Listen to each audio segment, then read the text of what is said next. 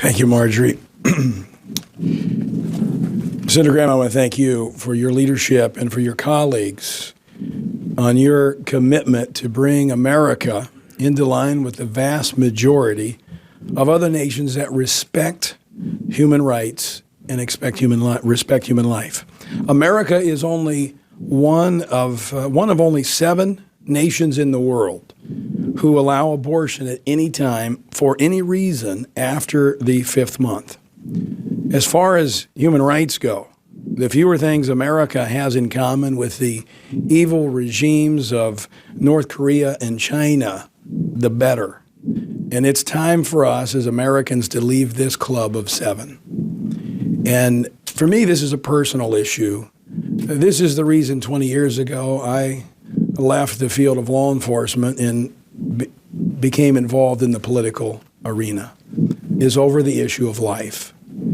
If there's one thing worth fighting for, it is the right to life. And last month, large part due to the diligence and commitment of many here in this room today, we celebrated a great victory in the House when the Paine bill was passed overwhelmingly on the 2nd anniversary of the conviction of the infamous abortionist Dr. Kermit Gosnell for his crimes against not just babies, but their mothers as well.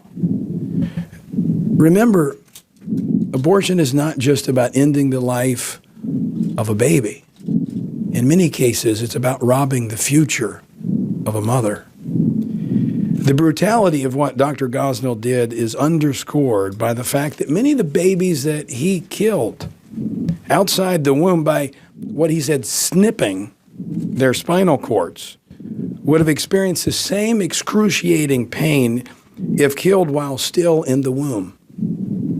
Now, I'm going to say for the Family Research Council, we wholeheartedly support this measure and will work with Senator Graham and his colleagues to pass this bill. And we agree with President Obama on what he said earlier this week here in Washington, D.C., when he spoke before the Catholic Health Association. He said this, quote, "A shared belief that every human being made in the image of God deserves to live in dignity, that all children, no matter who they are or where they come from or how much money they were born into, ought to have the opportunity to achieve their God-given potential," end quote. Well, that potential, that opportunity, it begins with life.